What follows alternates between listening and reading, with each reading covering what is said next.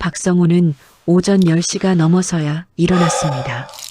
침대 옆 탁자에는 아내가 두고 간 약봉지와 물컵이 놓여 있었습니다. 그는 약을 삼키고 거실로 나왔습니다. 집은 조용했습니다. 아내 김정희는 이미 출근한 뒤였습니다. 마트 계산원으로 일한 지 벌써 3년째였습니다. 성우가 퇴직한 이듬해부터였습니다.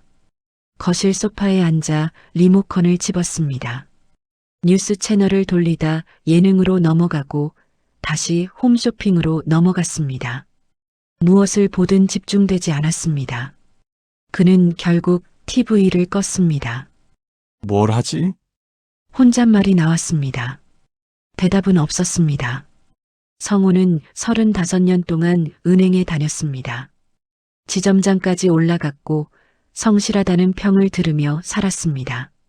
퇴직금도 넉넉했고 노후 준비도 나쁘지 않았습니다.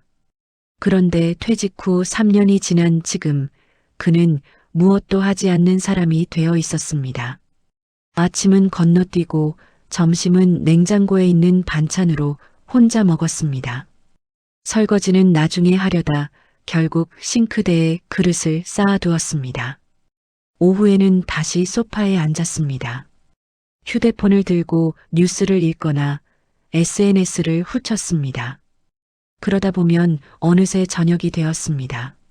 아내가 퇴근하는 시간은 오후 6시 반이었습니다. 성우는 그 시간이 되면 서재로 들어가 책상 앞에 앉곤 했습니다. 무언가 하고 있는 것처럼 보이기 위해서였습니다. 왔어요. 아내의 목소리가 현관에서 들렸습니다. 성우는 대답했습니다. 왔어. 그게 전부였습니다. 아내는 부엌으로 가서 저녁을 준비했습니다. 성우는 서재 문을 닫고 창밖을 바라보았습니다.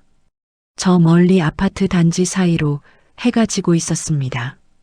저녁은 조용히 먹었습니다. 아내가 물었습니다. 오늘 뭐 했어요? 응, 그냥 좀 쉬었지. 그래요. 아내는 더 묻지 않았습니다. 성우도 더 말하지 않았습니다. 밥그릇을 비우는 소리만 식탁 위에 남았습니다.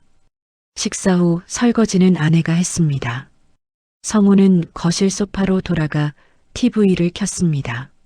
아내는 씻고 나서 침대에 누웠습니다. 성우는 밤 11시가 넘어서야 잠자리에 들었습니다. 침대 양쪽 끝에서 두 사람은 각자의 잠을 청했습니다. 이런 날들이 반복되었습니다. 처음에는 이것이 휴식이라고 생각했습니다. 그러나 한 달이 지나고 1년이 지나고 3년이 지난 지금은 달랐습니다. 이것은 휴식이 아니라 멈춤이었습니다. 성우는 거울을 보며 생각했습니다. 나는 지금 무엇인가? 은행원도 아니고 아버지 역할도 끝났고 남편으로서도 무언가 부족했습니다.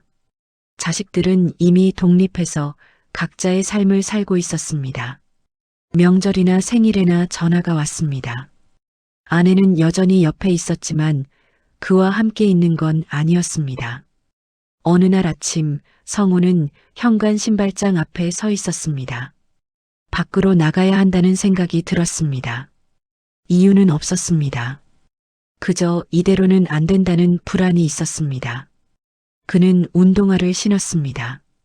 오래되어 뒤축이 다른 운동화였습니다. 현관문을 열고 나섰습니다. 복도는 고요했고 엘리베이터 안은 텅 비어 있었습니다.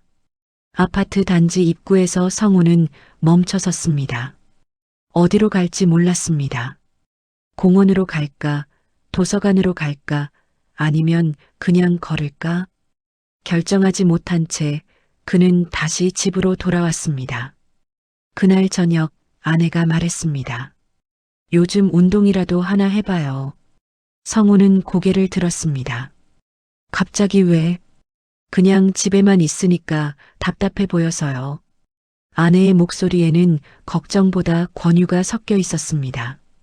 성우는 대답하지 않았습니다. 하지만 그 말은 머릿속에 남았습니다. 며칠 뒤 성우는 동네 체육관 앞을 지나다 멈춰 섰습니다. 유리문 너머로 사람들이 배드민턴을 치고 있었습니다.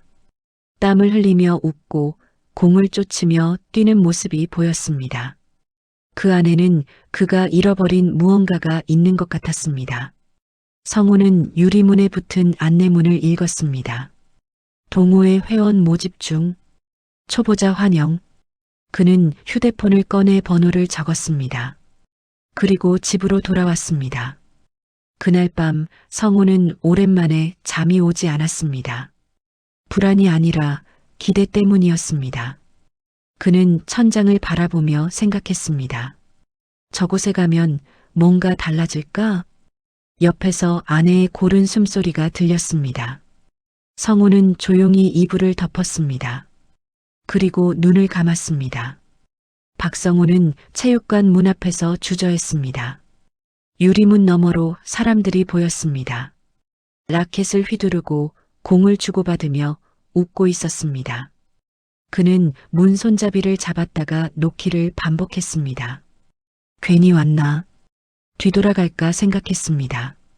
그때 안에서 누군가 문을 열었습니다. 어서 오세요. 처음 오셨어요? 중년 남자였습니다.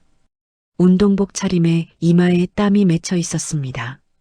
성우는 고개를 끄덕였습니다. 내 전화로 연락드렸던 사람입니다. 아, 맞다. 들어오세요. 여기 앉으시고요. 남자는 친절했습니다. 성우는 벤치에 앉아 운동화 끈을 묶었습니다. 손이 떨렸습니다. 긴장 때문인지 설렘 때문인지 알 수 없었습니다. 운동 많이 해보셨어요? 아니요, 오래됐습니다. 괜찮아요. 여기 다들 그렇게 시작했어요. 천천히 하시면 돼요. 남자는 라켓 하나를 건넸습니다. 성우는 라켓을 쥐었습니다. 손에 익지 않은 무게였습니다. 체육관은 생각보다 넓었습니다. 4개의 코트가 있었고 각 코트마다 사람들이 경기를 하고 있었습니다. 나이는 다양했습니다. 50대도 있고 60대도 있었습니다. 성우보다 나이가 많아 보이는 사람도 있었습니다. 여기 계신 분들이 동호회 회원분들이에요. 다들 친절하니까 편하게 계세요. 남자는 성우를 한쪽 코트로 안내했습니다. 거기서 몇 명이 준비 운동을 하고 있었습니다. 자, 여기 새로 오신 분이에요. 박성우 선배님. 사람들이 고개를 돌렸습니다. 인사가 오갔습니다. 안녕하세요. 처음이세요? 반갑습니다. 편하게 하세요, 형님. 형님. 그 호칭이 낯설었습니다. 은행에서는 지점장님, 과장님이었습니다. 집에서는 그냥 여보였습니다. 그런데 여기서는 형님이었습니다. 성우는 어색하게 웃으며 고개를 숙였습니다. 첫 경기는 쉽지 않았습니다. 공을 제대로 받지 못했고 라켓을 휘두를 때마다 헛손질이 나왔습니다. 숨이 차올랐고 다리가 무거웠습니다. 그러나 이상하게도 기분은 나쁘지 않았습니다. 괜찮아요, 선배님. 처음이니까요. 천천히 하세요.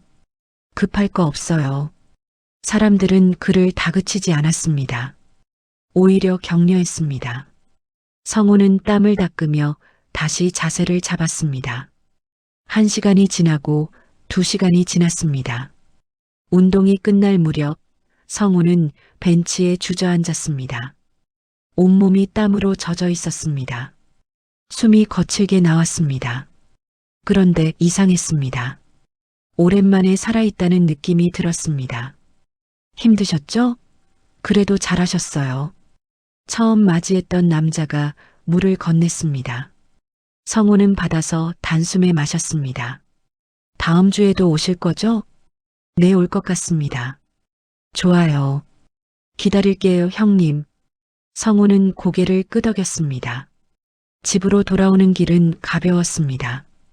다리는 무거웠지만 마음은 가벼웠습니다. 현관문을 열고 들어서니 아내가 거실에 있었습니다. 왔어요? 응. 아내가 그의 모습을 보며 물었습니다. 운동 갔다 왔어요? 응. 배드민턴. 배드민턴이요? 갑자기 성우는 운동화를 벗으며 대답했습니다. 동네 체육관에 동호회가 있더라고. 한번 가봤어. 아내는 잠시 그를 바라보다가 말했습니다. 좋네요. 다치지 말고 해요. 응. 그게 전부였습니다. 아내는 더 묻지 않았습니다. 성우도 더 말하지 않았습니다. 그는 방으로 들어가 샤워를 했습니다. 그날 밤 성우는 침대에 누워 천장을 바라보았습니다. 몸은 피곤했지만 잠이 오지 않았습니다. 오늘 체육관에서 들었던 말들이 떠올랐습니다. 선배님, 형님, 잘하셨어요. 그 말들이 가슴 어딘가를 건드렸습니다. 집에서는 오래도록 그런 말을 듣지 못했습니다. 아내는 그에게 기대하지 않았고 자식들은 멀리 있었습니다. 그는 필요한 사람이 아니라 그냥 있는 사람이었습니다. 그런데 체육관에서는 달랐습니다. 사람들은 그를 기다렸고 환영했고 이름을 불렀습니다. 그곳에서는 그가 다시 쓸모 있는 사람이 될 수 있을 것 같았습니다. 성우는 다음 주가 기다려졌습니다. 일주일 뒤 그는 다시 체육관을 찾았습니다. 이번에는 주저하지 않았습니다. 문을 열고 들어서자 사람들이 반겼습니다. 형님 왔어요. 오늘도 같이 칩시다. 성우는 웃으며 고개를 끄덕였습니다. 라켓을 들고 코트에 섰습니다. 이번에는 지난주보다 조금 나았습니다. 공을 몇 번 받아냈고 점수도 한두 점 냈습니다. 사람들은 박수를 쳤습니다. 좋아요, 형님. 벌써 늘었어요. 다음 주에는 더 잘하실 거예요. 성우는 기분이 좋았습니다. 땀을 흘리고 사람들과 어울리고 웃고 인정받는 것. 이런 게 얼마만인지 몰랐습니다. 운동이 끝나고 사람들은 벤치에 둘러앉아 이야기를 나눴습니다. 일상에 대한 이야기, 운동에 대한 이야기, 가끔은 농담도 오갔습니다. 성우는 그 자리에 조용히 앉아 있었습니다. 말을 많이 하지는 않았지만 그 자리에 속해 있다는 느낌이 좋았습니다. 형님은 뭐 하셨어요? 직업이요. 누군가 물었습니다. 성우는 잠시 망설이다 대답했습니다. 은행 다녔어요. 퇴직했고요. 오, 은행이요? 그럼 엘리트셨네요. 아니에요. 그냥 오래 다녔을 뿐이에요. 그래도 대단하신 거죠. 요즘 은행 들어가기 얼마나 어려운데요. 사람들은 그를 인정했습니다. 성우는 어색하게 웃었습니다. 그러나 속으로는 기뻤습니다. 집으로 돌아가는 시간이 점점 늦어졌습니다. 운동 후 정리 시간, 대화 시간, 샤워 시간. 저녁 6시에 시작한 운동이 끝나면 8시, 9시가 되었습니다. 아내는 먼저 저녁을 먹고 있었습니다. 늦었네요. 응, 사람들이랑 얘기하다 보니까. 그래요. 밥은 먹었어요? 아니, 지금 먹을게. 성우는 혼자 밥을 데워 먹었습니다. 아내는 거실에서 TV를 보고 있었습니다. 예전 같으면 이 시간에 함께 앉아 있었을 텐데 이제는 각자의 자리에 있었습니다. 성우는 신경 쓰이지 않았습니다. 오히려 편했습니다. 체육관에서의 시간이 그를 채워주었기 때문입니다. 그렇게 한 달이 지났습니다. 성우는 일주일에 3번 체육관을 찾았습니다. 실력도 조금씩 늘었고 사람들과도 익숙해졌습니다. 집에 있는 시간보다 밖에 있는 시간이 더 많아졌습니다. 어느 날 저녁 성우가 현관문을 열고 들어섰습니다. 아내가 부엌에서 나왔습니다. 운동이 그렇게 매일 있어요? 목소리에 무언가 섞여 있었습니다. 성우는 신발을 벗으며 대답했습니다.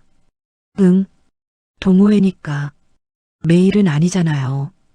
일주일에 3번씩이나요? 건강에 좋잖아. 당신이 하라고 했잖아. 아내는 잠시 말이 없었습니다. 그리고 조용히 말했습니다. 그래요. 그런데 요즘 너무 늦게 오는 것 같아서요. 운동 끝나고 정리하고 씻으면 그렇게 돼. 성우의 목소리가 조금 높아졌습니다. 아내는 더 이상 말하지 않았습니다. 부엌으로 돌아갔습니다. 성우는 거실에 서서 한숨을 쉬었습니다. 왜 이렇게 피곤한지 몰랐습니다. 집에 오면 왜 이렇게 불편한지 몰랐습니다. 그는 방으로 들어가 문을 닫았습니다.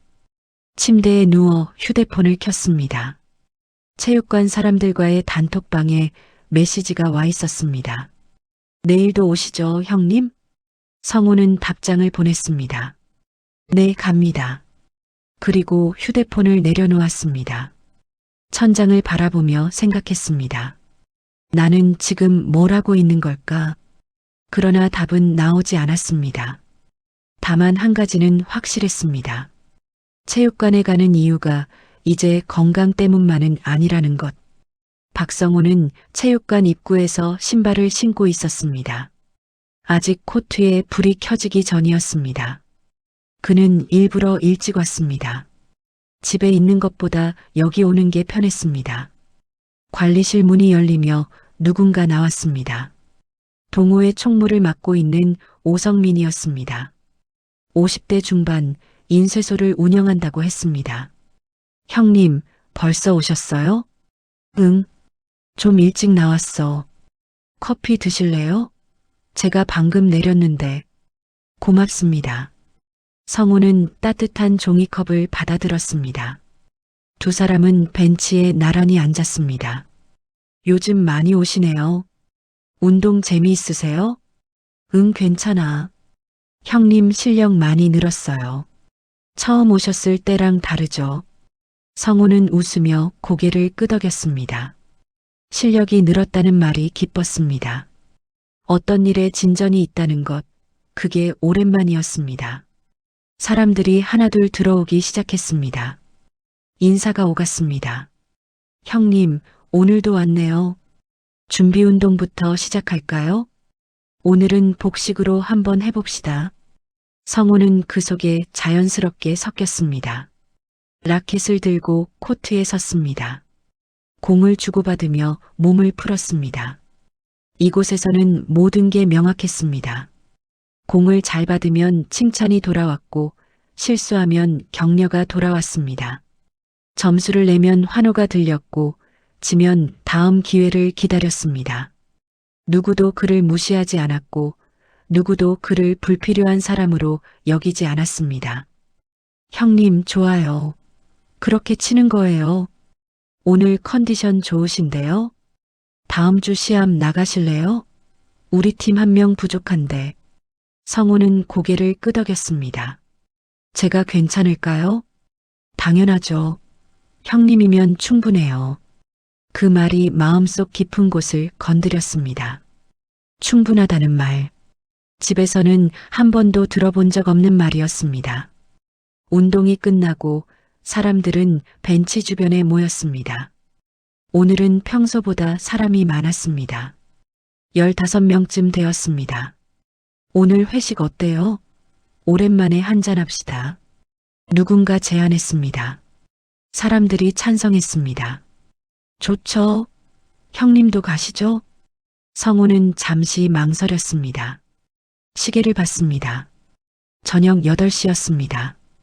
회식까지 하면 집에 가는 건 10시가 넘을 것 같았습니다. 아내가 뭐라고 할까? 그러나 곧 생각을 멈췄습니다. 뭐라고 하면 어떻습니까? 자기도 매일 일하러 나가는데 자기는 왜 못 나가겠습니까? 저도 가겠습니다. 좋아요. 그럼 근처 고깃집으로 갑시다. 일행은 체육관 근처 고깃집으로 향했습니다. 성우는 사람들 사이에서 걸었습니다. 어깨가 스치고 웃음소리가 들렸습니다. 오랜만에 어딘가에 속해 있다는 느낌이었습니다. 고깃집 안은 시끄러웠습니다. 사람들은 자리에 앉아 고기를 구우며 이야기를 나눴습니다. 소주잔이 돌았습니다. 성우는 오랜만에 술을 마셨습니다. 형님, 한 잔 받으세요. 고맙습니다. 형님 같은 분이 동호회에 와주셔서 좋아요. 품위가 있으시거든요. 아니에요. 제가 배우는 거죠. 아니에요. 진짜 말투나 행동이 다르세요. 역시 은행 다니셨던 분은 달라요. 사람들은 그를 인정했습니다. 그의 말에 귀 기울였고 그의 의견을 물었습니다. 성우는 오랜만에 자신이 가치 있는 사람이라는 느낌을 받았습니다. 술이 몇 순배 돌았습니다. 시간은 빠르게 지나갔습니다. 성우는 취기가 올라오는 걸 느꼈습니다. 기분이 좋았습니다. 어지럽지만 기분 좋은 어지러움이었습니다. 형님, 다음 주에 등산 가는 거 아시죠? 등산요? 응. 동호회에서 분기마다 한 번씩 가거든요. 형님도 같이 가시죠. 제가 갈 수 있을까요? 당연하죠. 형님이 안 가시면 서운한데요. 성우는 웃으며 고개를 끄덕였습니다. 시계를 보니 11시가 넘어 있었습니다. 성우는 자리에서 일어났습니다. 저는 이만 가봐야겠습니다. 벌써요? 좀 더 있다 가시죠. 아니요. 집에 들어가야죠. 그럼 조심히 가세요, 형님. 다음 주에 봬요. 사람들이 손을 흔들었습니다. 성우는 고깃집을 나와 버스 정류장으로 걸었습니다. 걸음이 조금 비틀거렸습니다.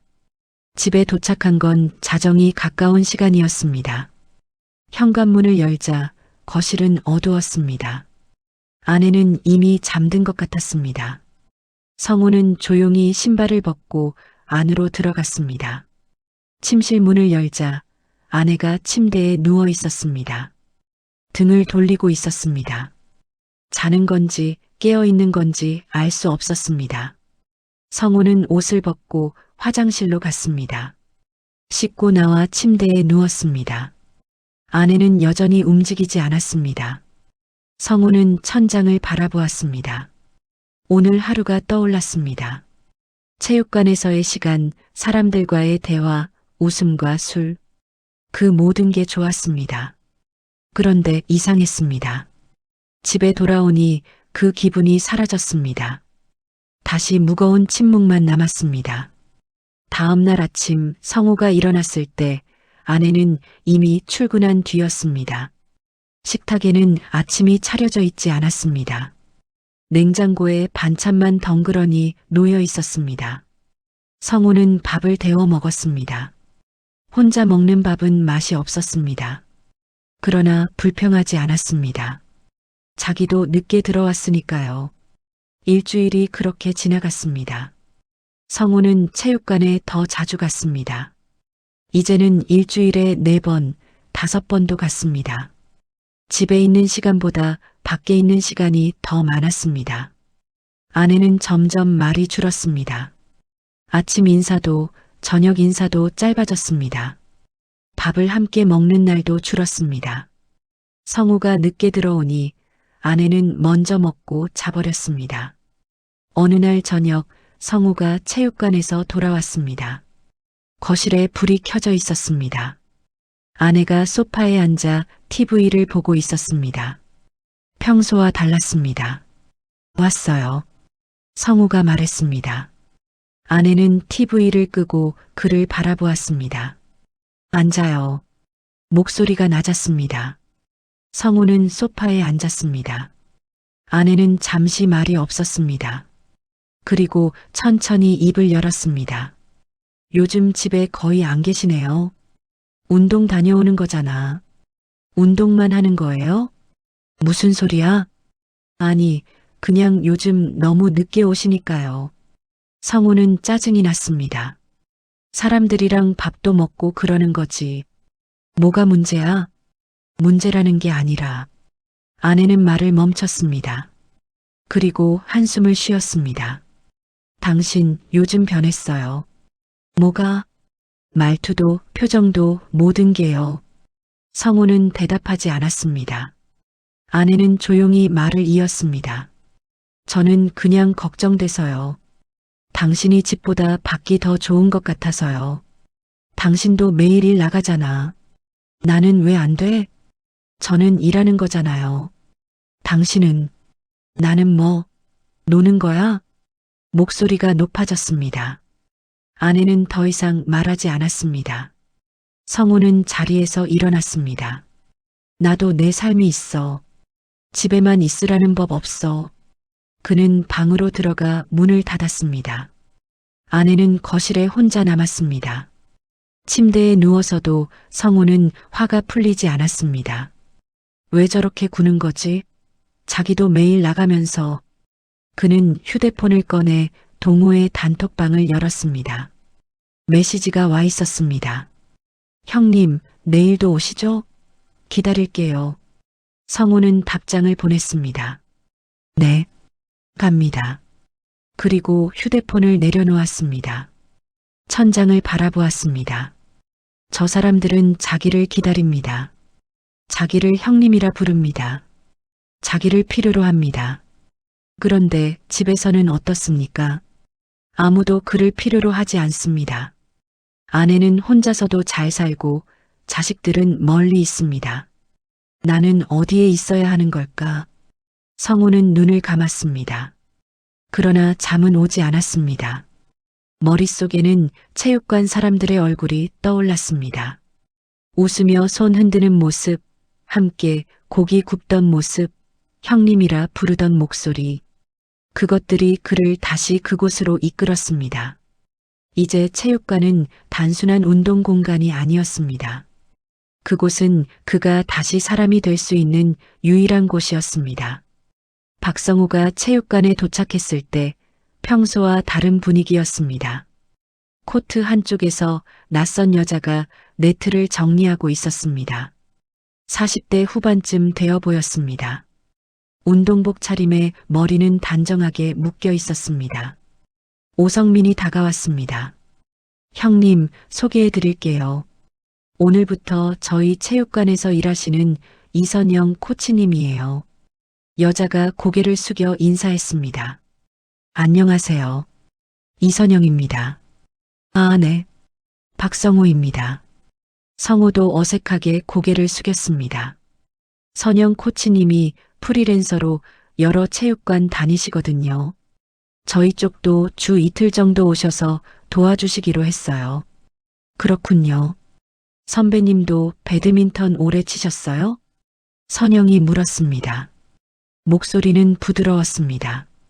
아니요. 몇 달 안 됐습니다. 그래요? 자세 보니까 금방 배우신 것 같지 않은데요. 성우는 쑥스러워 웃었습니다. 선배님이라는 호칭이 귀에 들어왔습니다. 코치라는 사람이 자기를 선배님이라 불렀습니다. 운동이 시작되었습니다. 선영은 곳곳을 돌아다니며 사람들의 자세를 봐주었습니다. 성우가 공을 치는 모습을 지켜보다가 다가왔습니다. 선배님, 잠깐만요. 네. 라켓 각도를 조금만 더 세워보세요. 이렇게요. 선영이 직접 시범을 보였습니다. 성우는 따라했습니다. 좋아요. 그렇게 하시면 공이 더 정확하게 들어가요. 고맙습니다. 천천히 하세요. 선배님은 기본기가 좋으세요. 선영은 웃으며 다른 코트로 갔습니다. 성우는 그녀의 말을 곱씹었습니다. 기본기가 좋다. 누군가 자기를 평가하고 인정한다는 것. 그게 이렇게 기분 좋은 일인지 몰랐습니다. 운동이 끝나고 사람들은 정리를 시작했습니다. 성우도 네트를 걷고 셔틀콕을 주우며 도왔습니다. 선영이 물걸레를 들고 바닥을 닦고 있었습니다. 제가 할게요. 성우가 다가가 말했습니다. 괜찮아요, 선배님. 제 일인걸요. 아니에요. 같이 하죠. 둘이서 바닥을 닦았습니다. 침묵이 흘렀지만 어색하지 않았습니다. 일을 마치고 선영이 말했습니다. 선배님은 매일 오세요?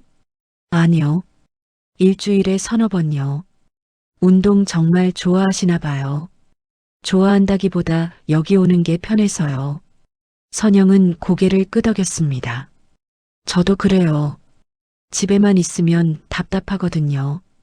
성우는 그녀를 보았습니다. 무언가 통하는 게 있다는 느낌이었습니다. 며칠 뒤 성우는 다시 체육관을 찾았습니다. 선영이 먼저 와 있었습니다. 코트 한쪽에서 혼자 스트레칭을 하고 있었습니다. 일찍 오셨네요. 성우가 말을 걸었습니다. 네. 저는 항상 일찍 와요. 준비할 게 많아서요. 힘들지 않으세요?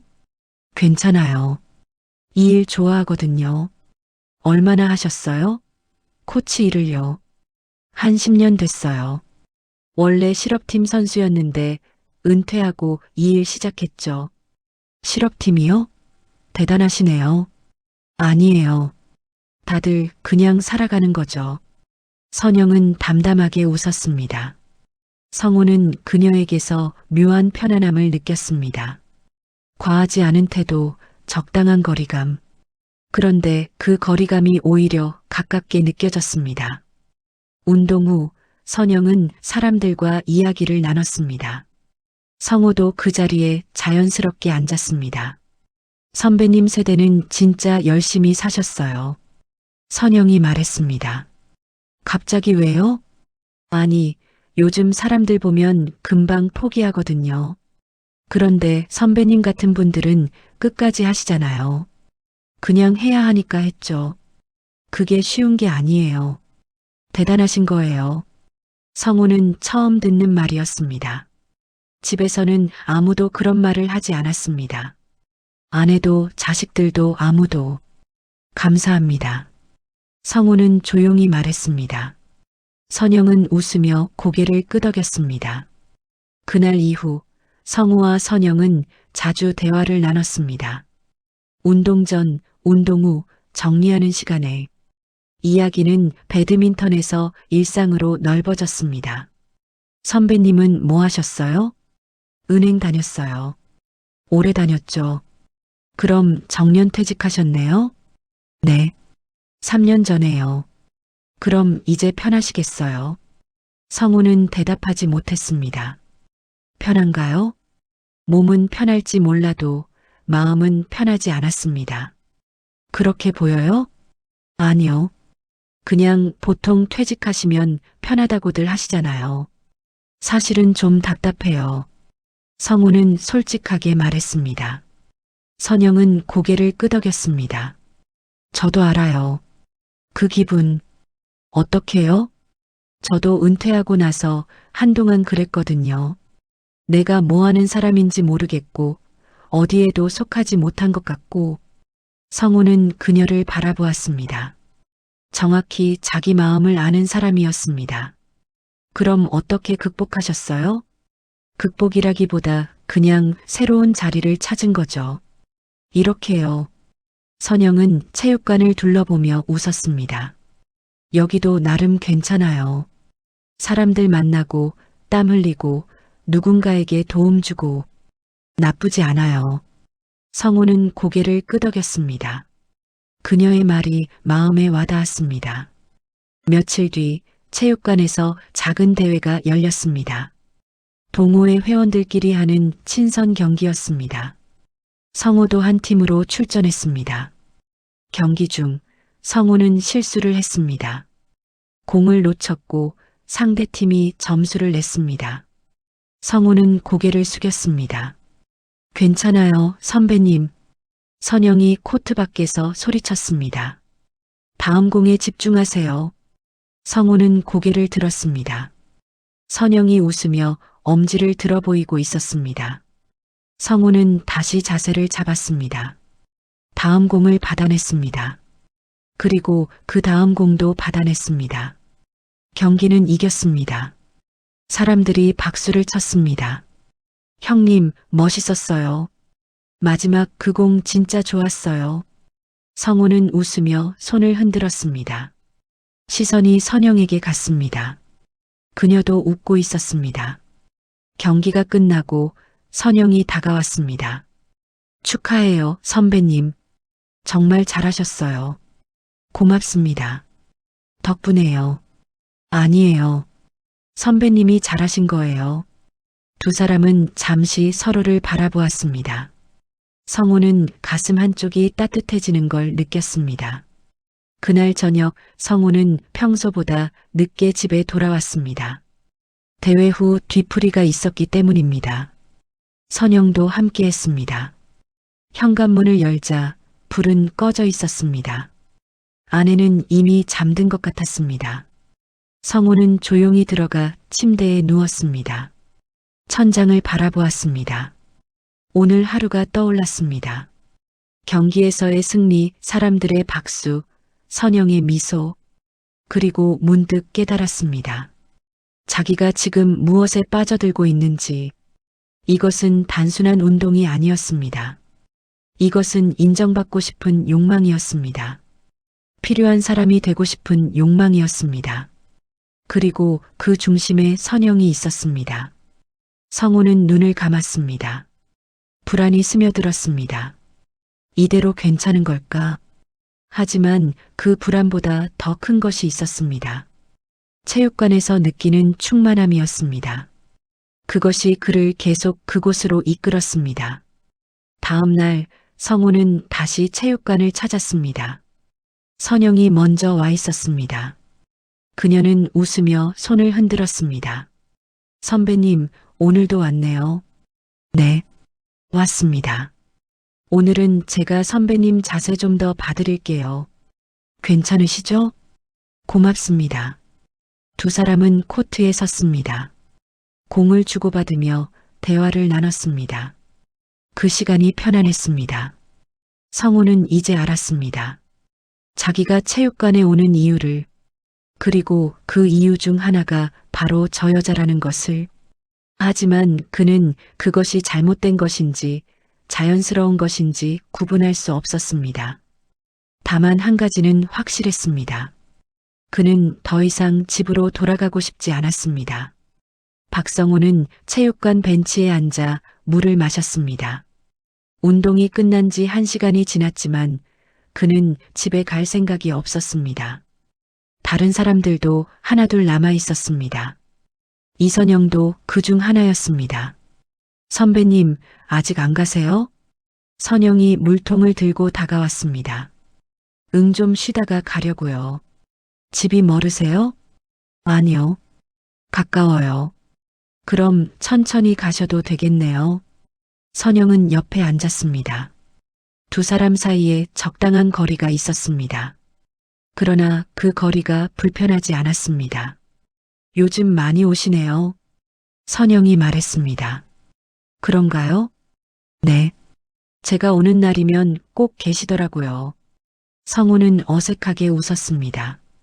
운동이 재미있어서요. 좋은 일이죠. 운동은 꾸준히 하는 게 중요하니까요. 침묵이 흘렀습니다.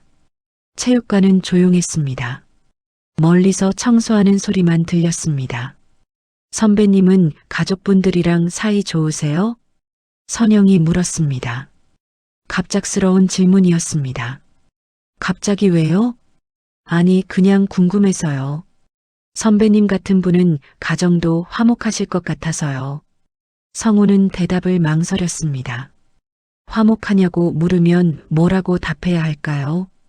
그냥 평범하게 지내죠. 그래요? 부러워요.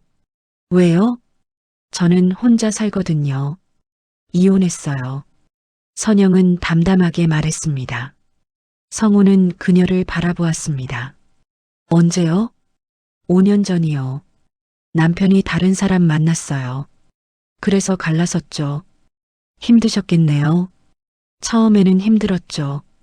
근데 이제는 괜찮아요. 혼자가 편할 때도 있더라고요. 성우는 고개를 끄덕였습니다. 혼자가 편하다는 말. 그 말이 가슴에 와닿았습니다. 선배님도 그런 적 있으세요? 혼자가 편하다고 느낄 때요. 있죠. 언제요? 요즘이요. 성우는 솔직하게 대답했습니다. 선영은 조용히 웃었습니다. 그럼 저랑 비슷하네요. 두 사람은 잠시 말없이 앉아 있었습니다. 체육관 불빛이 어둑해졌습니다. 관리인이 하나씩 불을 끄고 있었습니다. 이제 가봐야겠네요. 선영이 일어섰습니다. 성우도 따라 일어났습니다. 저도 갈게요. 두 사람은 함께 체육관을 나왔습니다. 밖은 어두웠습니다. 가로등 불빛 아래로 두 사람의 그림자가 길게 드리웠습니다. 선배님, 커피 한 잔 하실래요? 선영이 물었습니다. 지금요? 네. 근처에 괜찮은 카페 있어요. 성우는 시계를 봤습니다. 저녁 9시였습니다. 집에 가면 아내가 있을 것입니다. 말없이 TV를 보거나 이미 잠들어 있거나. 좋습니다. 카페는 체육관에서 걸어서 5분 거리였습니다. 작고 조용한 곳이었습니다. 두 사람은 창가 자리에 앉았습니다. 뭐 드실래요? 아메리카노요. 저도요. 선영이 주문을 했습니다. 잠시 후 커피가 나왔습니다. 두 사람은 마주 앉아 커피를 마셨습니다. 선배님은 퇴직하고 뭐 하세요? 아무것도 안 해요. 정말요? 네. 그냥 집에 있죠. 심심하시겠어요. 심심한 정도가 아니에요. 성우는 쓴웃음을 지었습니다. 그래서 체육관 나오시는 거예요? 그런 것 같아요. 집에만 있으면 숨이 막혀서요. 선영은 고개를 끄덕였습니다. 저도 알아요. 그 기분. 어떻게요? 저도 이혼하고 한동안 집에만 있었거든요. 근데 미칠 것 같더라고요. 그래서 밖으로 나왔어요. 그래서 코치 일을요? 네. 내가 할 수 있는 거, 좋아하는 거 하면서 살자 싶었어요. 후회 안 해요? 가끔은 해요. 근데 후회한다고 달라지는 건 없잖아요. 선영은 담담하게 말했습니다. 성우는 그녀를 보며 생각했습니다. 이 사람은 강하다고, 혼자서도 잘 살아가는 사람이라고. 선배님도 뭔가 해보세요.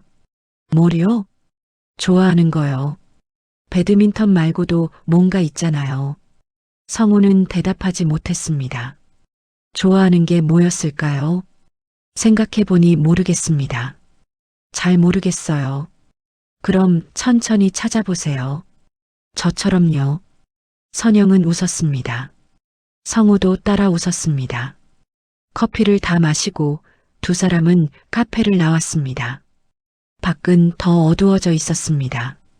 저는 이쪽이에요. 선영이 왼쪽을 가리켰습니다. 저도 그쪽이네요. 그럼 같이 가요. 두 사람은 나란히 걸었습니다. 말은 많지 않았지만 침묵이 불편하지 않았습니다. 버스 정류장에서 선영이 멈춰 섰습니다. 저는 여기서 버스 타요. 아, 네. 조심히 가세요. 선배님도요. 선영은 손을 흔들고 버스를 기다렸습니다. 성우는 몇 걸음 걸어가다 뒤를 돌아보았습니다. 선영은 여전히 정류장에 서 있었습니다. 휴대폰을 보고 있었습니다. 성우는 다시 걸음을 옮겼습니다. 집까지 10분 거리였습니다. 그는 천천히 걸었습니다. 집에 가고 싶지 않았습니다. 현관문을 열고 들어섰을 때 시계는 10시를 넘기고 있었습니다. 거실은 어두웠습니다. 아내는 침실에 있었습니다. 성우는 조용히 신발을 벗고 거실 소파에 앉았습니다. TV를 켜지 않았습니다. 그냥 어둠 속에 앉아 있었습니다. 머릿속에는 선영과의 대화가 맴돌았습니다. 그녀의 목소리, 웃음, 눈빛, 그것들이 자꾸 떠올랐습니다. 나는 지금 뭘 하고 있는 걸까? 성우는 고개를 숙였습니다. 가슴 한쪽이 무거웠습니다. 침실 문이 열렸습니다. 아내가 나왔습니다. 아직 안 주무세요? 응, 좀 이따 잘게. 운동 갔다 왔어요? 응. 늦었네요. 사람들이랑 얘기하다 보니까. 아내는 잠시 그를 바라보았습니다. 어둠 속에서 표정은 보이지 않았습니다. 물 좀 마시고 자요. 아내는 부엌으로 가서 물을 떠왔습니다. 성우에게 건넸습니다. 고마워. 성우는 물을 받아 마셨습니다. 아내는 다시 침실로 들어갔습니다. 문이 닫혔습니다. 성우는 빈 컵을 들고 부엌으로 갔습니다. 싱크대에 설거지가 쌓여 있었습니다. 그는 조용히 설거지를 시작했습니다. 물소리만 부엌에 울렸습니다. 설거지를 마치고 성우는 침실로 들어갔습니다. 아내는 이미 잠든 것 같았습니다. 등을 돌리고 이불을 덮고 있었습니다. 성우는 조용히 침대에 누웠습니다. 천장을 바라보았습니다. 가슴이 답답했습니다. 휴대폰을 꺼냈습니다. 동호회 단톡방에 메시지가 와 있었습니다. 내일 또 봐요, 형님들. 성우는 답장을 보내지 않았습니다. 그냥 휴대폰을 내려놓았습니다. 밤은 깊어갔습니다. 성우는 잠들지 못했습니다. 머릿속에는 두 개의 세계가 공존했습니다. 하나는 체육관이었습니다. 밝고 활기차고 자기를 필요로 하는 곳, 선영이 있는 곳. 다른 하나는 이 집이었습니다. 조용하고 무거우며 자기가 투명한 곳, 아내가 있는 곳. 성우는 어느 쪽을 선택해야 할지 몰랐습니다. 아니, 어쩌면 이미 선택하고 있는지도 몰랐습니다. 다음 날 아침 성우가 일어났을 때 아내는 이미 출근한 뒤였습니다. 식탁 위에 메모가 있었습니다. 냉장고에 반찬 있어요. 그게 전부였습니다. 성우는 메모를 보며 한숨을 쉬었습니다. 휴대폰을 확인했습니다. 선영에게서 메시지가 와 있었습니다. 선배님, 어제 커피 감사했어요. 오늘도 체육관 오시죠? 성우는 잠시 망설였습니다. 그리고 답장을 보냈습니다. 네, 갑니다. 메시지를 보내고 성우는 휴대폰을 내려놓았습니다. 창밖을 바라보았습니다. 그는 알고 있었습니다. 자기가 지금 위험한 길을 걷고 있다는 것을. 그러나 멈출 수 없었습니다. 체육관이 그를 기다리고 있었습니다. 선영이 그를 기다리고 있었습니다. 그리고 그곳에서는 자기가 다시 살아있는 사람이 될 수 있었습니다. 김정희는 남편의 변화를 느끼고 있었습니다. 말하지 않았지만 모든 것이 달라져 있었습니다. 남편의 옷차림이 달랐습니다.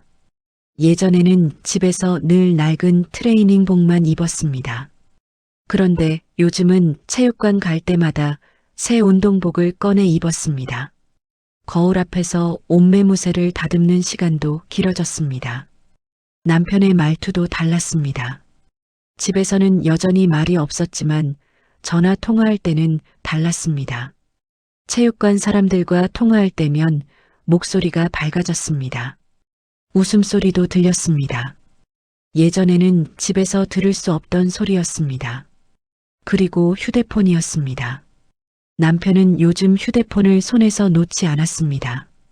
메시지가 올 때마다 확인했고 답장을 보낼 때는 신중하게 글자를 입력했습니다. 화면을 볼 때의 표정이 달랐습니다. 무언가 기대하는 얼굴이었습니다. 정희는 묻지 않았습니다. 물어봐야 소용없다는 걸 알았습니다. 대답은 뻔했습니다. 운동이라고 할 것입니다. 동호회라고 할 것입니다. 그러나 정희는 알고 있었습니다. 단순히 운동 때문만은 아니라는 것을. 어느 날 저녁 정희는 남편의 귀가를 기다렸습니다. 평소라면 6시면 돌아왔을 것입니다. 그런데 7시가 지나고 8시가 지나도 오지 않았습니다. 전화를 걸었습니다. 벨소리가 길게 울렸습니다. 남편이 받았습니다. 여보세요? 뒤에서 사람들 웃음소리가 들렸습니다. 어디에요? 체육관. 운동 끝나고 정리 중이야. 언제 와요? 조금 이따 갈게. 남편은 서둘러 전화를 끊었습니다. 정희는 휴대폰을 내려놓고 거실에 앉았습니다. TV를 켰지만 화면이 눈에 들어오지 않았습니다. 9시가 넘어서 남편이 돌아왔습니다. 현관문이 열리는 소리가 들렸습니다. 정희는 TV를 보는 척했습니다. 왔어요. 남편의 목소리였습니다. 늦었네요. 응, 정리하느라. 남편은 방으로 들어갔습니다. 샤워하는 물소리가 들렸습니다. 정희는 부엌으로 가서 남편의 저녁을 차렸습니다. 밥을 데우고 국을 끓이고 반찬을 꺼냈습니다. 손은 움직였지만 마음은 무거웠습니다. 남편이 나와 식탁에 앉았습니다. 정희도 맞은편에 앉았습니다. 운동이 그렇게 매일 있어요? 정희가 물었습니다. 목소리를 최대한 평온하게 유지했습니다. 응, 동호회니까. 일주일에 며칠이나 가는데요? 서너 번? 거의 매일 가는 것 같은데요. 남편은 밥을 먹으며 대답했습니다. 건강에 좋잖아. 당신이 하라고 했잖아. 저는 운동하라고 했지, 집을 비우라고 한 건 아니에요. 남편의 손이 멈췄습니다. 고개를 들어 정희를 바라보았습니다. 무슨 소리야? 요즘 너무 늦게 오시잖아요. 운동 끝나고 정리하고 씻으면 그렇게 돼. 정리가 매일 2~3시간씩 걸려요? 남편의 얼굴이 굳었습니다. 사람들이랑 얘기도 하고 그러지. 뭐가 문제야? 문제라는 게 아니라. 정희는 말을 멈췄습니다.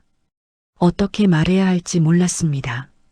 당신이 달라졌다고 말하면 뭐라고 할까요?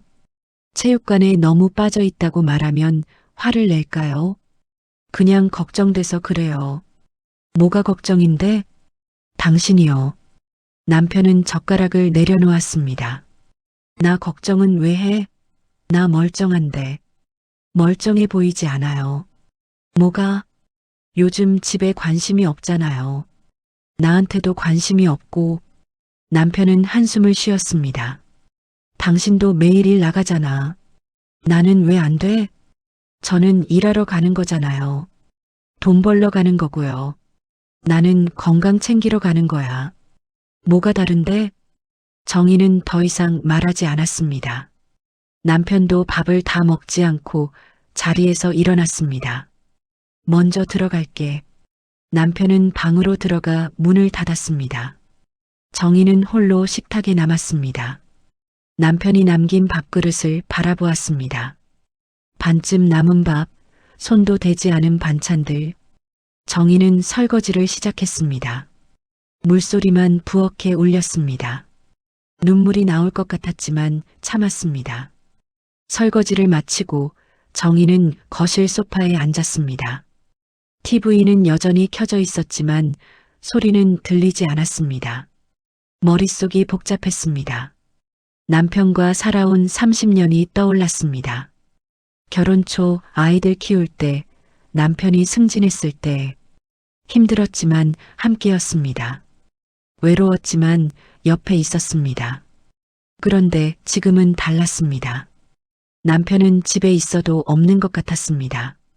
마음이 이미 다른 곳에 가 있었습니다. 정희는 남편의 휴대폰이 궁금했습니다. 누구와 메시지를 주고받는지, 무슨 이야기를 하는지. 그러나 보지 않았습니다. 보는 순간 무너질 것 같았습니다. 며칠 뒤 정희는 마트에서 퇴근하는 길이었습니다. 버스를 기다리다 우연히 체육관 앞을 지나갔습니다. 남편이 다니는 곳이었습니다. 유리문 너머로 사람들이 보였습니다. 배드민턴을 치고 웃고 땀을 흘리고 있었습니다. 정희는 남편을 찾았습니다. 남편이 있었습니다. 코트 한쪽에서 라켓을 들고 있었습니다. 옆에 여자가 한 명 있었습니다. 40대 후반쯤 되어 보이는 여자였습니다. 여자가 남편에게 무언가 말하고 있었습니다. 남편은 고개를 끄덕이며 웃었습니다. 정희는 그 웃음을 알았습니다. 집에서는 보지 못하던 웃음이었습니다. 정희는 발길을 돌렸습니다. 더 이상 보고 싶지 않았습니다. 가슴이 무너지는 것 같았습니다. 집에 돌아와 정희는 침대에 누웠습니다. 천장을 바라보았습니다. 눈물이 흘렀습니다. 소리 없이 조용히. 언제부터였을까? 정희는 생각했습니다. 남편과 자기 사이가 이렇게 멀어진 게 언제부터였을까? 남편이 퇴직하고 나서였을까? 아니면 그 전부터였을까? 정희도 외로웠습니다. 마트에서 일하며 몸은 바빴지만 마음은 텅 비어 있었습니다. 집에 와도 남편과 나눌 이야기가 없었습니다. 각자 각자의 자리에서 혼자였습니다. 그러나 정희는 견뎠습니다. 이것이 세월이 지난 부부의 모습이라고 생각했습니다. 사랑이 식는 건 자연스러운 일이라고 생각했습니다. 그런데 체육관 앞에서 본 남편의 얼굴은 달랐습니다. 그곳에는 사랑이 있었습니다. 아니, 적어도 설렘은 있었습니다. 정희는 일어나 거울을 보았습니다. 60살의 얼굴이 거기 있었습니다. 주름, 흰 머리, 지친 눈. 정희는 웃었습니다. 쓸쓸한 웃음이었습니다. 나는 이제 남편에게 무엇일까? 아내일까? 동거인일까? 아니면 그냥 습관일까? 정희는 거울에서 눈을 떼고 창밖을 보았습니다. 해가 지고 있었습니다. 저 멀리 아파트 불빛들이 하나둘 켜지고 있었습니다. 정희는 결심했습니다. 더 이상 묻지 않기로, 더 이상 기다리지 않기로 남편이 선택할 것입니다.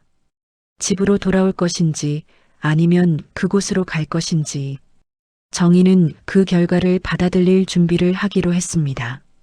그날 밤 남편이 11시가 넘어 돌아왔습니다. 정희는 이미 잠자리에 들어 있었습니다. 등을 돌리고 이불을 덮고 있었습니다. 남편이 조용히 침대에 누웠습니다. 두 사람 사이에는 침묵만 가득했습니다. 정희는 눈을 감았습니다. 잠은 오지 않았습니다. 다만 숨을 고르며 자는 척했습니다. 남편도 잠들지 못하는 것 같았습니다. 뒤척이는 소리가 들렸습니다. 한숨 소리도 들렸습니다.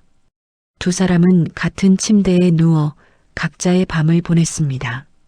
가까이 있지만 멀리 떨어져 있었습니다.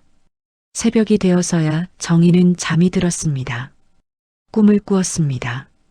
젊은 시절의 꿈이었습니다. 남편과 처음 만났을 때, 결혼했을 때, 행복했던 때. 그러나 깨어났을 때 옆자리는 비어 있었습니다. 남편은 이미 일어나 나간 뒤였습니다. 정희는 침대에서 일어나 창밖을 보았습니다. 아침 해가 떠오르고 있었습니다. 새로운 하루가 시작되었습니다. 그러나 정희에게는 어둠만 남아 있었습니다. 그날은 비가 내렸습니다. 갑작스러운 장마였습니다. 박성우가 체육관에 도착했을 때 하늘은 이미 어두웠습니다. 형님, 오늘 사람 적을 것 같아요. 오성민이 말했습니다. 왜요? 비 때문에요. 벌써 몇 명이 안 온다고 연락 왔어요. 실제로 평소보다 사람이 적었습니다. 10명이 채 안 되었습니다. 이선영도 와 있었습니다. 선배님 오셨네요. 네, 왔습니다. 이 비에도 오시다니 대단하세요. 선영은 웃었습니다. 성우도 따라 웃었습니다. 운동이 시작되었습니다. 그러나 1시간도 되지 않아 비가 더 세게 내리기 시작했습니다. 천둥 소리가 들렸습니다. 번개가 쳤습니다. 오늘은 일찍 끝낼까요? 누군가 제안했습니다. 사람들이 동의했습니다. 집에 못 갈 것 같은데요. 그러게요. 빨리 가야겠어요. 사람들은 서둘러 짐을 챙겼습니다. 하나둘 체육관을 빠져나갔습니다. 인사도 짧았습니다. 형님, 먼저 갈게요. 조심히 가세요. 얼마 지나지 않아 체육관에는 몇 명만 남았습니다. 성우와 선영, 그리고 관리인 뿐이었습니다. 관리인이 다가왔습니다. 저는 먼저 들어갈게요. 문단속은 나중에 하시고 나가실 때 그냥 닫고 나가세요. 네, 알겠습니다. 관리인이 나가고 체육관에는 둘만 남았습니다. 밖에서는 빗소리가 세차게 들렸습니다. 선영이 네트를 정리하고 있었습니다. 성우가 다가가 도왔습니다. 괜찮아요, 선배님. 제가 할게요. 같이 하죠. 두 사람은 말없이 정리를 했습니다. 네트를 걷고 셔틀콕을 주우고 바닥을 닦았습니다. 정리가 끝나고 두 사람은 벤치에 앉았습니다. 밖은 여전히 비가 쏟아지고 있었습니다. 집에 못 가겠어요. 선영이 말했습니다.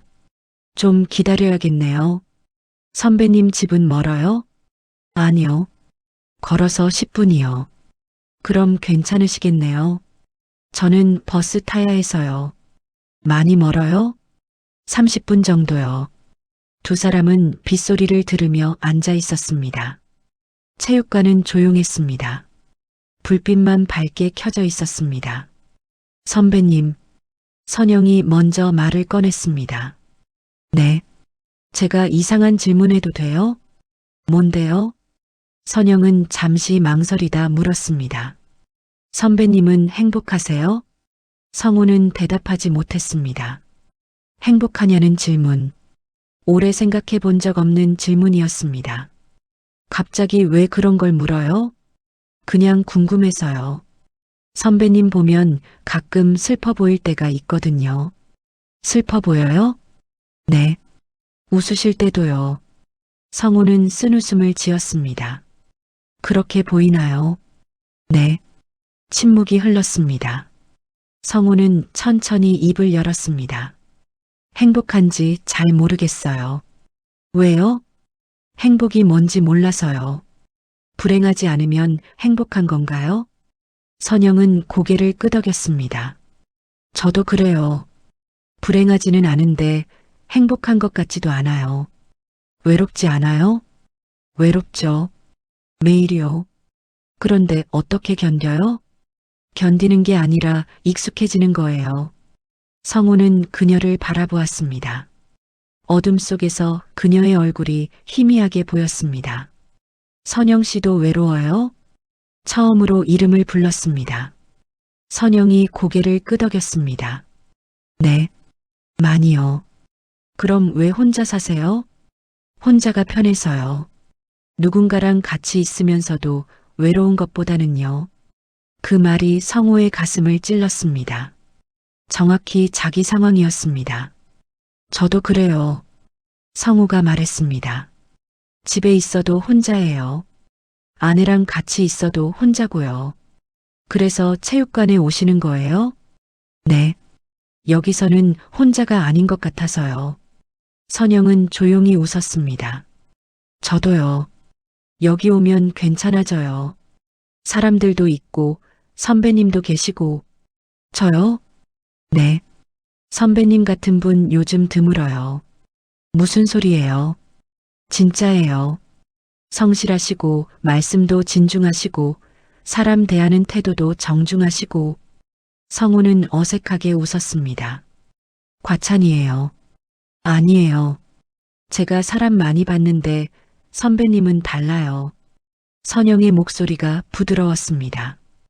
유혹이 아니라 인정처럼 들렸습니다. 그런데 그 인정이 성우의 마음을 더 흔들었습니다. 고마워요. 성우는 조용히 말했습니다. 저도 고마워요. 선배님이 있어서요. 두 사람은 서로를 바라보았습니다. 시선이 마주쳤습니다. 오랫동안 그렇게 있었습니다. 밖에서는 여전히 비가 내렸습니다. 천둥 소리가 들렸습니다. 성우는 가슴이 두근거렸습니다. 오랜만에 느끼는 감정이었습니다. 설렘이었습니다. 죄책감과 설렘이 뒤섞여 있었습니다. 선배님, 선영이 조용히 불렀습니다. 네. 비 그칠 때까지 여기 있어도 돼요? 당연하죠. 저 무서워서요. 혼자 있으면요. 선영의 목소리가 떨렸습니다. 성우는 그녀에게 조금 더 가까이 앉았습니다. 괜찮아요. 제가 있잖아요. 네. 고마워요. 시간이 흘렀습니다. 비는 그칠 기미가 보이지 않았습니다. 두 사람은 벤치에 나란히 앉아 있었습니다. 성우는 시계를 봤습니다. 밤 10시였습니다. 집에 가야 했습니다. 아내가 기다리고 있을 것입니다. 그러나 일어서지 못했습니다. 몸이 움직이지 않았습니다. 선배님, 집에 가셔야 하는 거 아니에요? 선영이 물었습니다. 응, 가야죠. 그런데 안 가세요? 비가 너무 와서요. 10분이면 되잖아요. 그래도 성우는 말을 잇지 못했습니다. 진짜 이유를 말할 수 없었습니다. 집에 가고 싶지 않다고, 이 자리를 떠나고 싶지 않다고. 선배님, 네. 솔직히 말해도 돼요? 뭐요? 저 선배님이 좋아요. 선영의 말이었습니다. 성우는 숨이 멎는 것 같았습니다. 뭐라고요? 좋아요. 사람으로서요. 편하고 따뜻하고 믿음이 가요. 성우는 대답하지 못했습니다. 가슴이 쿵쾅거렸습니다. 저도 그래요. 성우가 조용히 말했습니다. 선영 씨가 좋아요. 두 사람은 다시 침묵했습니다. 그러나 이번 침묵은 달랐습니다. 무언가 변한 침묵이었습니다. 시간이 더 흘렀습니다. 11시가 되고 자정이 가까워졌습니다. 비는 여전히 내렸습니다. 선배님, 오늘 집에 안 가실 거예요? 선영이 물었습니다. 성우는 대답하지 않았습니다. 대답할 수 없었습니다. 그는 알고 있었습니다.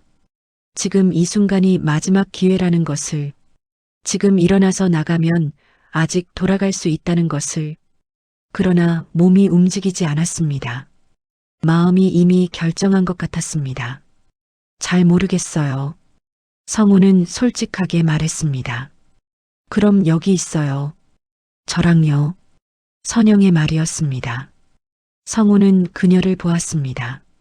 그녀도 그를 보고 있었습니다. 성우는 고개를 끄덕였습니다. 그 순간 무언가 무너졌습니다. 30년 동안 쌓아온 무언가가 무너졌습니다. 책임감, 의무감, 가정. 그 모든 것이 순식간에 무너졌습니다.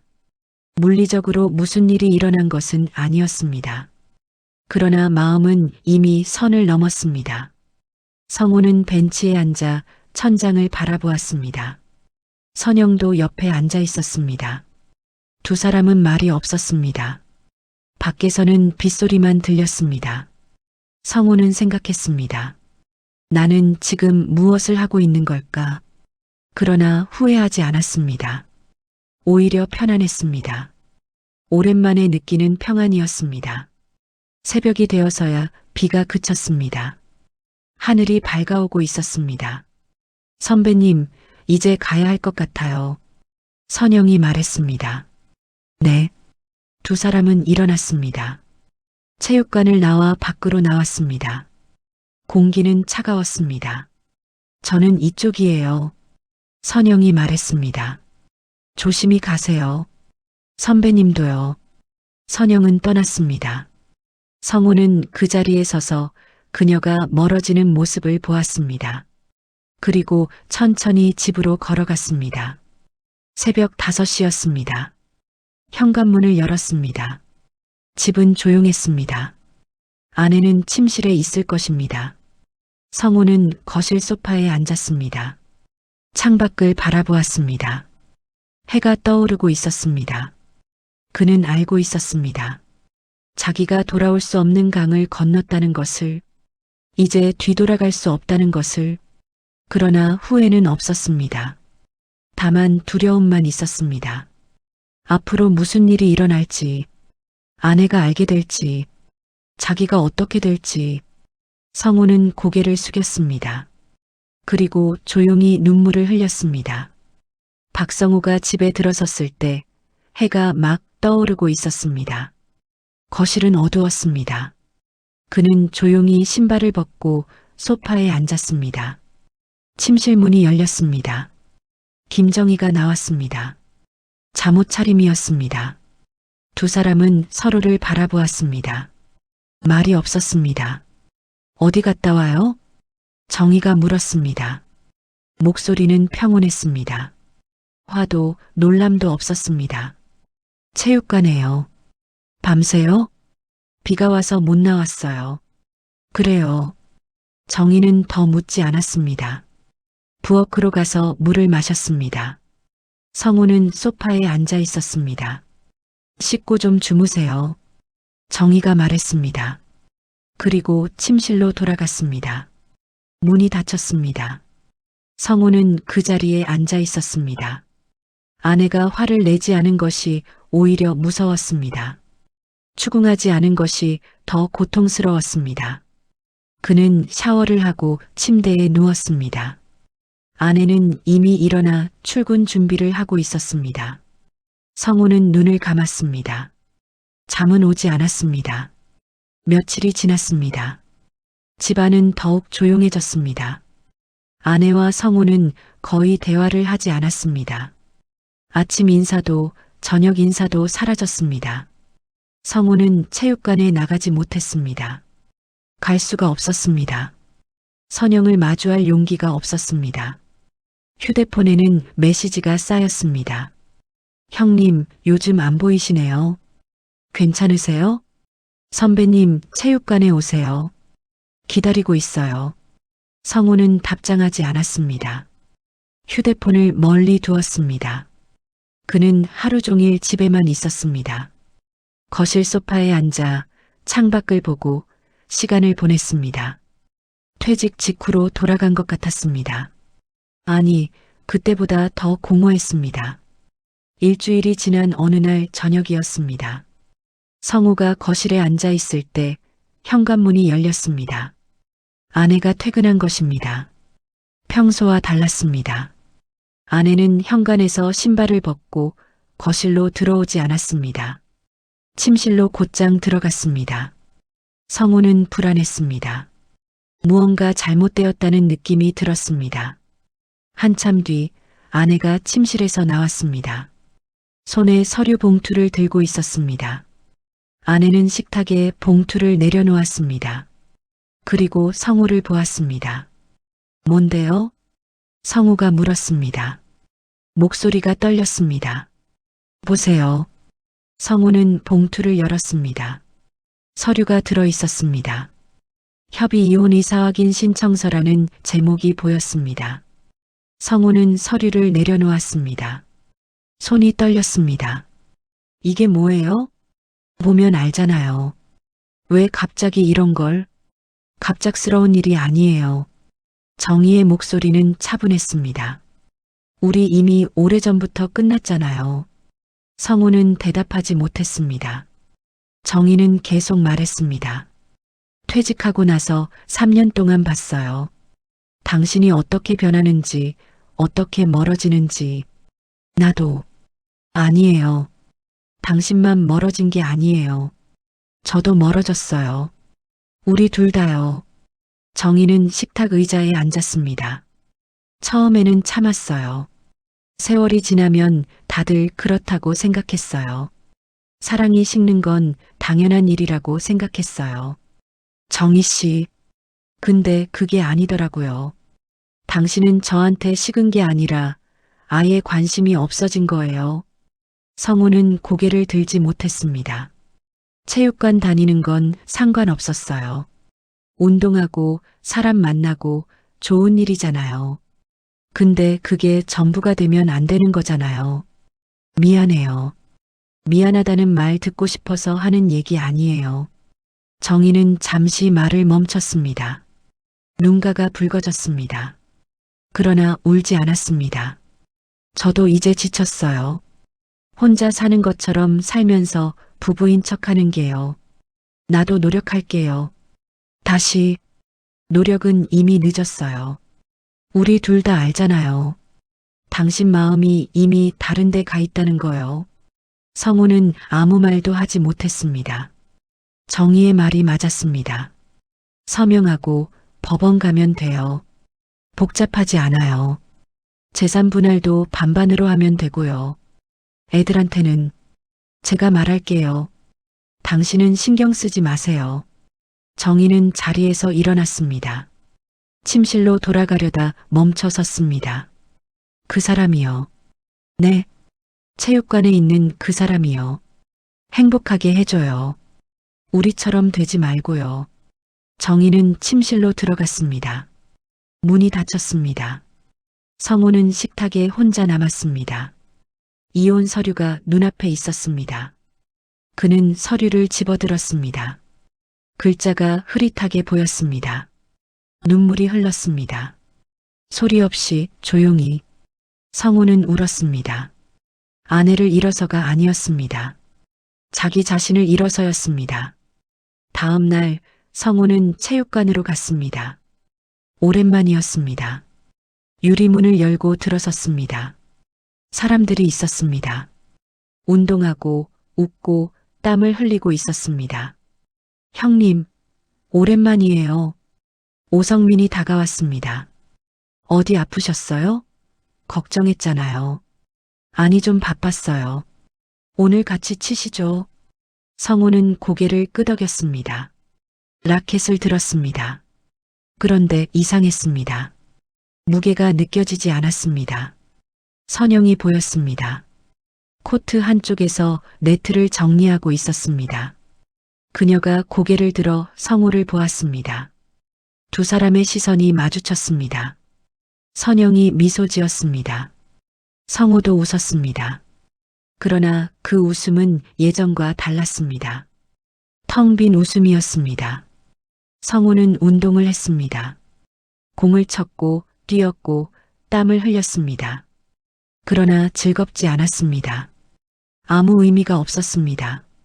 운동이 끝나고 선영이 다가왔습니다. 선배님, 괜찮으세요? 네, 괜찮아요. 얼굴이 안 좋아 보여요. 좀 피곤해서요. 선영은 그를 조용히 바라보았습니다. 무언가 눈치챈 것 같았습니다. 선배님, 커피 한 잔 하실래요? 아니요. 오늘은 먼저 갈게요. 그래요? 그럼 조심히 가세요. 성호는 체육관을 나왔습니다. 밖은 어두웠습니다. 그는 벤치에 앉았습니다. 손에 든 라켓을 내려다보았습니다. 이 라켓이 모든 것의 시작이었습니다. 건강을 위해서, 외로움을 달래기 위해서 들었던 라켓. 그런데 이제는 무엇을 위한 것인지 몰랐습니다.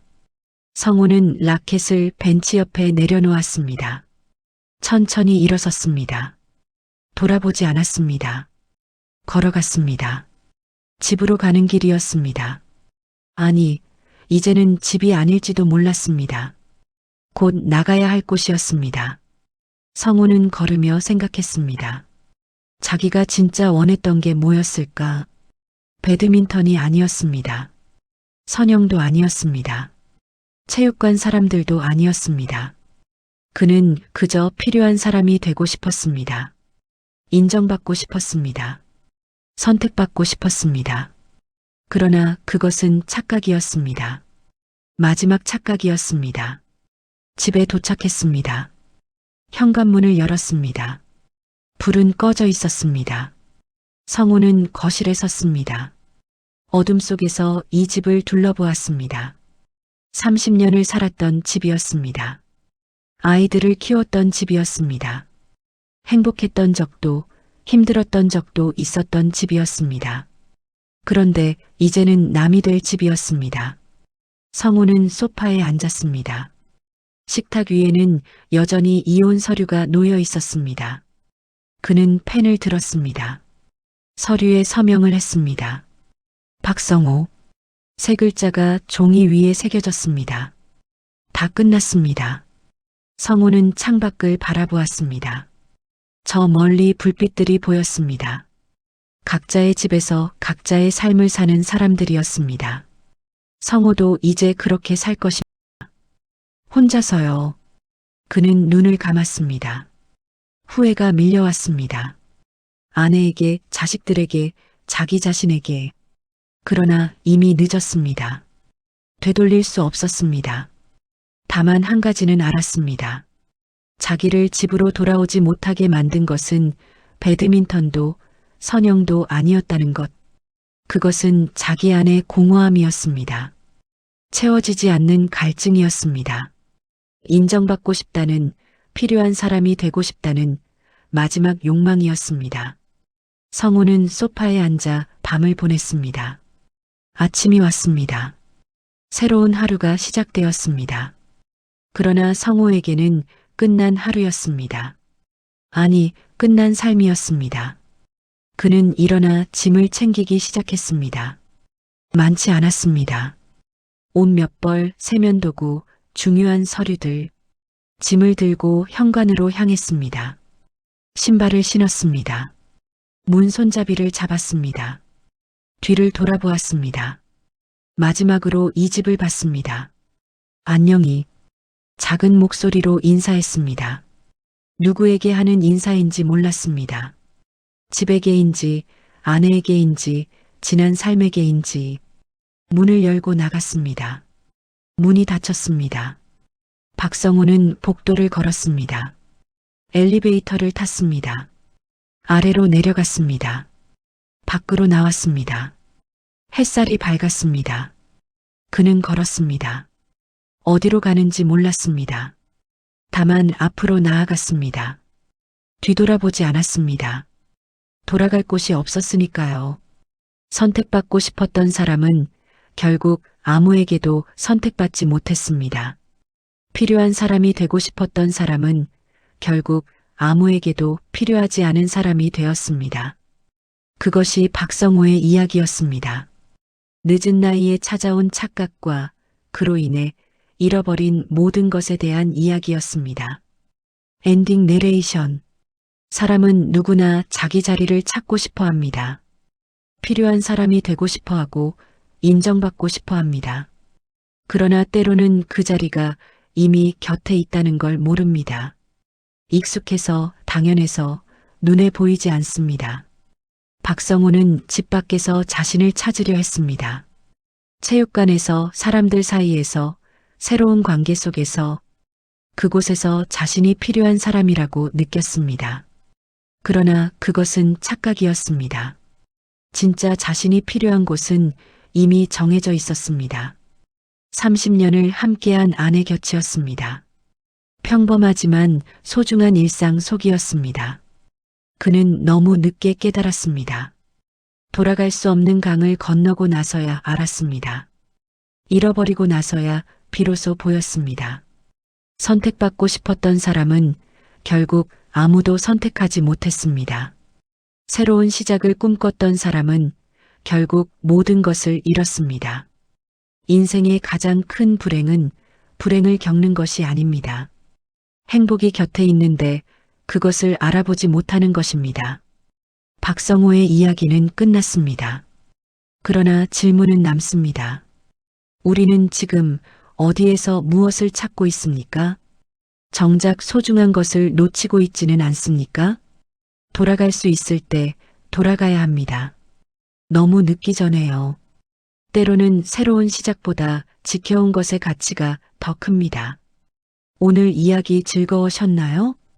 혹시 끝까지 함께 해주신 분이 계시다면 여러분의 소중한 소감을 댓글로 남겨주시면 감사하겠습니다. 구독과 좋아요는 다음 이야기를 이어가는 큰 힘이 됩니다. 감사합니다.